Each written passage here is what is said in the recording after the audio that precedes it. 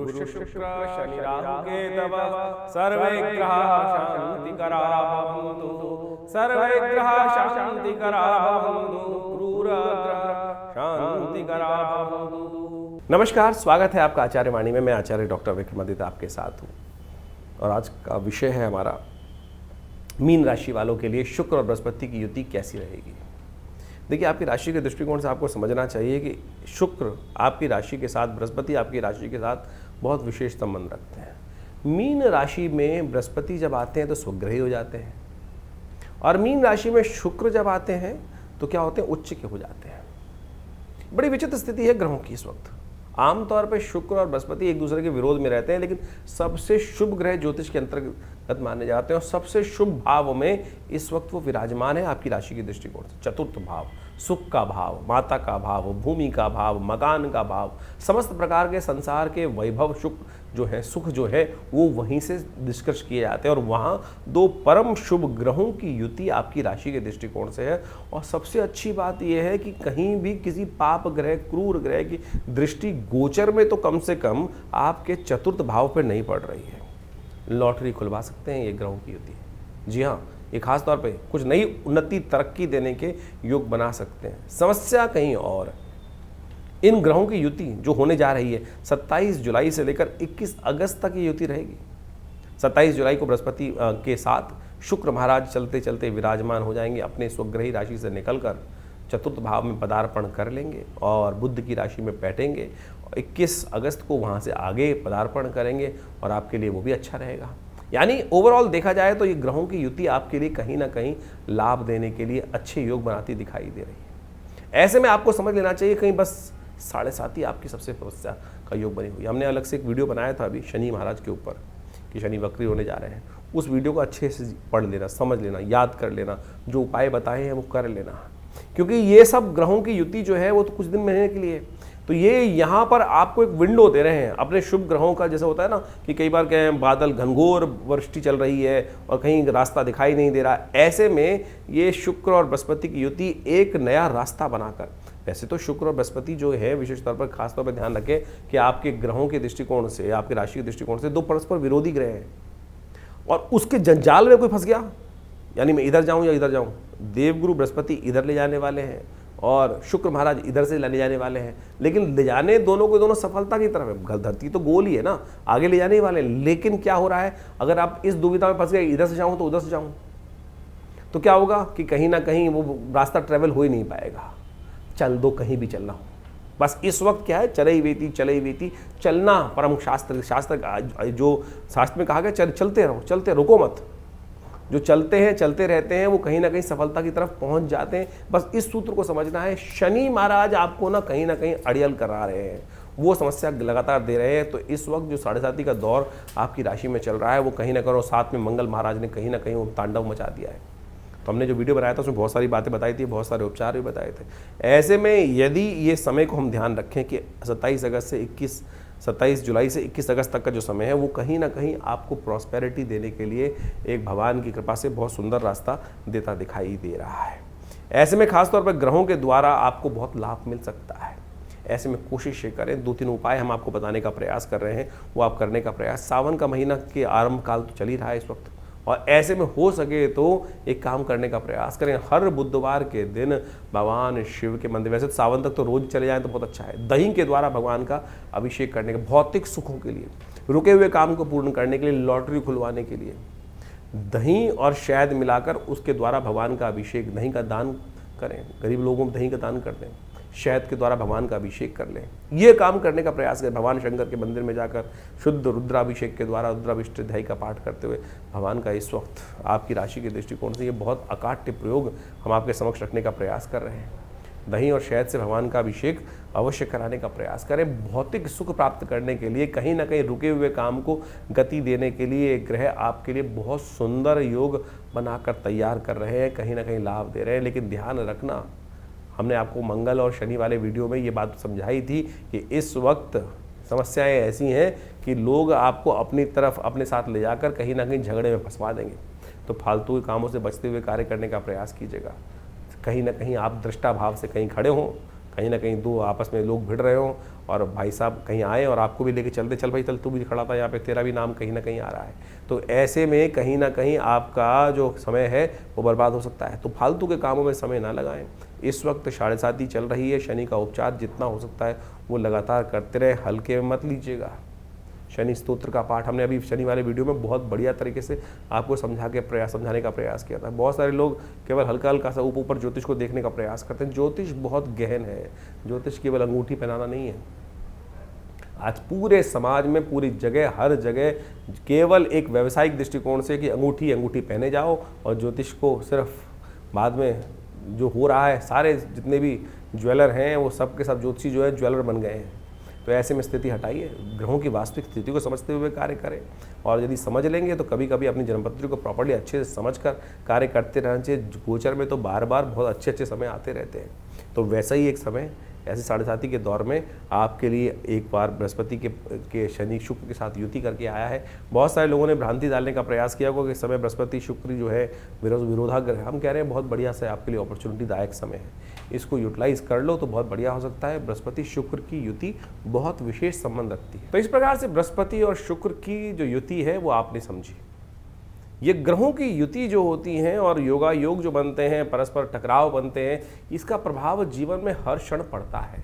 और जब गोचर में इस प्रकार की युति हो तो हमको समझना चाहिए कि उन ग्रहों का प्रभाव क्या हमारी कुंडली के अनुसार से पड़ रहा है। ऐसे में देखें, बृहस्पति ग्रह और शुक्र ग्रह का संबंध बड़ा विशेष है। दोनों ज्ञान के प्रतीक हैं और ऐसे अद्भुत ज्ञान के प्रतीक हैं कि आप समझ सकते हैं कि दोनों के दोनों ने अपने शिष्यों को बिल्कुल उत्कृष्टता तक, बिल्कुल टॉप तक पहुंचाने का सुंदर कार्य किया। देवगुरु बृहस्पति तो साक्षात देवताओं के गुरु माने जाते हैं, लेकिन शुक्र के संबंध में बात कहा जाए तो वो दैत्यों के गुरु माने जाते हैं। दैत्यों को गलत मार्ग पर चलने के बावजूद भी उन्होंने उनको शक्ति संपन्न बना दिया, देवताओं के समक्ष लाकर खड़ा कर दिया। देवताओं को भी कई बार पराजय का सामना उन दैत्यों के समक्ष करना पड़ा। कारण क्या था? शुक्र के कारण से। गुरु के जिस प्रकार से सानिध्य में रहकर ग्रुरु के आदेशानुसार चलने के कारण से किस प्रकार का स्थिति उन्होंने, यानी केवल शुक्र के प्रभाव के कारण से। शुक्र केवल भोग विलास का ग्रह नहीं है। बहुत सारे लोग शुक्र को केवल भोग विलास की बात कर लेते हैं। शुक्र वास्तविक तौर पर ज्ञान का प्रतीक माना जाता है, युक्ति का प्रतीक माना जाता है, डिप्लोमेसी का प्रतीक माना जाता है। आज संसार में सबसे बड़ी आवश्यकता इस संसार में आगे बढ़ने के लिए डिप्लोमेसी की ही है। डिप्लोमेटिक तरीके से, चाणक्य नीति के द्वारा किस प्रकार से हम आगे बढ़ने का कार्य कर सकते हैं। तो आप ये देखें कि 1 महीने तक करीब करीब जो शुक्र का और बृहस्पति का जो संबंध बनने वाला है, इसका प्रभाव क्या होने वाला है। वैसे आपकी राशि के दृष्टिकोण से तो आपने प्रभाव समझा, लेकिन जनरल तौर पर यदि हम सामान्य तौर पे समझें तो क्या है, विपरीत बुद्धि जो है वो 2 विभिन्न मार्गों पर चल सकती है। देखिए संसार जो है ना गोली है, कहा जाता है ना पृथ्वी गोल है। इधर से चलोगे चाहे इधर से चलोगे तो गंतव्य मार्ग पर। हाँ, एक मार्ग छोटा हो सकता है, एक मार्ग बड़ा हो सकता है। एक मार्ग पर चलने में रास्ता पथरीला हो सकता है और एक मार्ग पर चलने पर रास्ता कहीं ना कहीं सुगम हो सकता है। वो गुरु के सानिध्य पर, और उसका निष्कर्ष किस प्रकार से निकलना है और वहाँ किस प्रकार से सस्टेन अपने आप को करना है, ये वास्तविक तौर पर हमको सही दिशा समझ में आनी चाहिए। अब बृहस्पति और शुक्र की जो युति जो इस वक्त बन रही है, और वो भी बुध के भाव में, बुध की राशि में जो बनकर तैयार हो रही है, हो क्या रहा है कि सारा बुद्धि का खेल है। तो ऐसे में ध्यान रखना पड़ेगा कि आपको बुद्धि कहीं फेरे में ना फंस जाए। यानी हमारे मनोमस्तिष्क में क्या होता है कि एक भाव बैठा होता है पाप का, एक भाव बैठा होता है पुण्य का। एक हमको सुख शुभ की तरफ प्रेरित करने का प्रयास करता है, दूसरा कहता है गलत कार्य कर लो। और यही जो मति भ्रम है, इधर जाऊं कि उधर जाऊं। दुस्वाभाविक राशि में दोनों बुद्धि के देवता एक जगह उपस्थित हो गए हैं और जिस प्रकार के, और दोनों के दोनों शक्ति संपन्न है। नवांश में भी यदि इनको देखें तो अच्छी शक्ति में इस पूरे के पूरे जो राशि चक्र के अनुसार से चलेंगे, चाहे वो दृष्टि मान ली 27 जुलाई से लेकर 21 अगस्त तक का ये समय रहेगा, बिल्कुल सही रूप से रहेंगे, अच्छे ताकत में रहेंगे। तो ऐसे में आपको जिस प्रकार से हमने जो उपाय बताए हैं वो करते हुए कार्य करने का प्रयास करना चाहिए। शुक्र का संबंध जो है ना, वो भोग विलास की तरफ भी ले जाता है, और ऐसे में आपकी राशि के दृष्टिकोण से जहाँ जहाँ उसका प्रभाव उत्पन्न हो रहा है, उसके अनुसार से आपको विशेष तौर पर कुछ खास उपाय करते रहना चाहिए। ऐसे में अपने राशि के दृष्टिकोण से आपको खास तौर पर कुछ खास उपाय समझ लीजिए जिस प्रकार से करना है। वैसे हमने जो आपको प्रभाव बताया उसके अनुसार और भी हजारों उपाय शास्त्र, अनेक अनेक मत के अनुसार से शास्त्रों में उन उपायों को वर्णित किया गया है। शुक्र का वास्तविक संबंध जो है, यदि हम शुक्र का संबंध शुभ करना चाहते हैं, एक बड़ी भ्रांति है संसार में इस वक्त कि शुक्र को अय्याशी के साथ, बहुत सारे लोगों ने तो मदिरा के साथ जोड़ने का प्रयास कर दिया। अय्याशी, गलत काम जितने भी हो सकते हैं वो शुक्र कहीं नहीं है। शुक्र अगर ज्योतिष के दृष्टिकोण से, अध्यात्म के दृष्टिकोण से समझें तो शुक्र का संबंध किससे कहा गया है? गाय से, गौ सेवा से। सोचें, शुक्र कहीं जो है किसी के शिष्य ने कोई गलत तरफ चला गया, उसने गलत कार्य कर दिया तो गुरु गलत नहीं हो गए। शुक्राचार्य जी ने कहीं कोई व्यभिचार नहीं किया, इस बात को हमको समझना चाहिए। तो शुक्र कहाँ से, जो कई लोग मतलब वास्तविक तौर पर अभी कुछ दिन बड़ा विचित्र स्थिति समझी कि एक जो व्यक्ति बहुत सारे लग जगह बैठे हुए एक फालतू बात कर रहे थे कि शुक्र यदि ताकतवर देना चाहते हो तो शराब पीना शुरू कर दें। अरे क्या ज्योतिष का सत्यानाश करना चाहते हैं? अध्यात्म का, ज्योतिष एक आध्यात्मिक विज्ञान है और वहाँ मदिरा का पान करना जो ग्रह सिखाए, जो व्यक्ति सिखाए, वो ना तो आध्यात्मिक हो सकता है ना तो विज्ञान के साथ हो सकता है। तो इस बात को हमको समझ लेना चाहिए अच्छे से। शुक्र को यदि प्रबल करना चाहते हैं तो एक बात समझ लें, दूध का सेवन बढ़ाएं। हमारे यहाँ भोग विलासिता की जो व्याख्या दी गई है, गौधन से दी जाती थी। और आज की तारीख में शुक्र का वैभव प्राप्त करने के निमित्त अब लोग ललायित हैं कि शुक्र का वैभव, तो कुंडली में दोष बढ़े, कुंडली में शुक्र जिसका कमजोर है उसको कैसे ताकतवर है। अरे नित्यप्रति गौ की सेवा करने से जो निधि प्राप्त होती है, गोदुग्ध, उसका सेवन करना शुरू करो, तब तो शुक्र की ताकत बढ़ेगी, नहीं तो किसी और कारण से शुक्र। और आपने गलत तरफ जाकर ऐसे मतिभ्रम करने वाले लोगों के संगत में आकर करना शुरू कर दिया तो खुद तो गिरोगे और पूरे के पूरे समाज को लेकर गिर जाओगे गड्ढे के अंदर। शुक्र नहीं बढ़ेगा। भोग विलासिता का बढ़ना, कतई शुक्र का मतलब वैभव, शुभ कीर्ति, यश, ये सब भोग विलासिता की। आप एक व्यक्ति अगर गलत तरफ जाकर आगे बढ़ना चाहता है तो वो आतंकवादी ही कहलाएगा। सद्गुणों से युक्त वैभवपूर्ण जीवन को जीवन जीने वाला धनाढ्य नहीं कहला सकता। आज हमने धनाढ्य की जो डेफिनेशन है, धन व्यक्ति को प्राप्त करने वाला धनी व्यक्ति की जो डेफिनेशन है, वो सदकर्म की तरफ प्रेरित व्यक्ति ही माना जाता है। तो सदकर्म की तरफ शुभ कर्म के तो इसलिए इन भ्रांतियों से बाहर निकलने का प्रयास करो। कहीं ऐसे लोग बहुत सारे आज की तारीख संसार में हैं जो मतिभ्रम करने का, जिस प्रकार से अभी एक वाक्य हमने आपके समक्ष रखा कि शराब यदि रोज पीना शुरू कर दो तो शुक्र बढ़ना शुरू हो जाएगा। कहीं नहीं ज्योतिष के अंदर इस प्रकार की, कहीं भी, हर ज्योतिष के ग्रंथ में एक ही बात लिखी गई है, गणनाएं बताई जाती है। और लाल किताब को भी बहुत सारे लोग कोट करते हैं, तो कहीं भी लाल किताब में तो वहाँ का आगे कबाब और शबाब की तरफ जो जाएगा वो कहीं ना कहीं अपने आप को बर्बाद कर लेगा। तमाम तौर पे बहुत सारे ग्रह योग के अनुसार से इस बात को वहाँ बहुत बढ़िया तरीके से समझाने का प्रयास किया गया है। तो ऐसे में यदि आप बृहस्पति और शुक्र की युति जो बन रही है उसको शुभ करना चाहते हैं तो गौ सेवा अवश्य करने का प्रयास करें। ये अकाट्य प्रयोग है, चाहे आपका ग्रह कहीं भी बैठा हो, चाहे आपका ग्रह कहीं भी बैठा हो, किसी प्रकार से योगा योग बना रहा हो। तो ये तो गोचर का प्रभाव हमने आपको समझाने का प्रयास किया।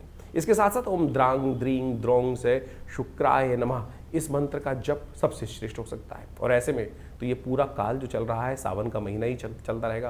पहले भाग में तो कम से कम सावन का महीना ही रहेगा। ऐसे में भगवान शिव का दुग्धाभिषेक यदि आप केसर युक्त दूध से करें तो ये शुक्र का और बृहस्पति का दोनों का उपाय होगा। और भगवान की कृपा से आपकी बुद्धि के भ्रम जो है, जो ग्रह के दृष्टिकोण से इधर जाऊं चाहे उधर जाऊं, ऐसे मति भ्रम उत्पन्न होने के योग बन रहे हैं, इसका सबसे बढ़िया निवारण आपको ये प्राप्त हो जाओ। उसके प्रसाद स्वरूप आपके जीवन में पुष्टिदायक योग बनेंगे। और सबसे बढ़िया एक काम और, अगर शुक्र को और बढ़िया करना चाहते हैं तो इत्र के द्वारा भगवान शंकर का अभिषेक करने का प्रयास करें।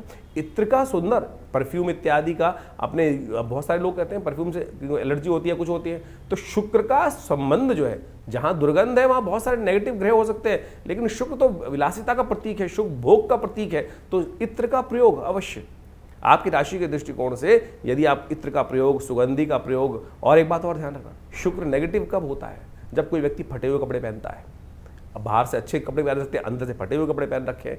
ग्रह कितना ही अच्छा हो, ग्रह कितना ही अच्छा है, यदि हम कर्म गलत तरफ से कर रहे हैं, अपने आप को उस तरफ गलत तरफ जा रहे हैं, फटे हुए रैग्स पहन रहे हैं, तो आप समझ लो कि आपकी कहीं ना कहीं दरिद्रता को आप आमंत्रित कर रहे हैं, यानी शुभ ग्रह के प्रभाव को कहीं ना कहीं नेगेटिव कर रहे हो। तो इन छोटे छोटे सिद्धांतों को अपने जीवन में समझकर कार्य करने का आप यदि प्रयास करेंगे तो बहुत अच्छा रहेगा। हमने अपने इस विवेकानंद योगाश्रम संस्थान के द्वारा जितनी भी पुस्तकें लिखी हैं उन सब में इन ग्रहों के संबंध को बहुत बढ़िया तरीके से समझाने का प्रयास किया है, और उन ग्रहों के निवारण के लिए सबसे बढ़िया दैविक मार्ग ही है, उपासना मार्ग ही है, प्रार्थना मार्ग ही है, जिन पर जाकर आप ग्रहों के विभिन्न उपायों को करके अपने कष्टों का निवारण कर सकते हो। सबसे बढ़िया है मंत्र जप करना, भगवान का स्तवन करना, भगवान के सुंदर जो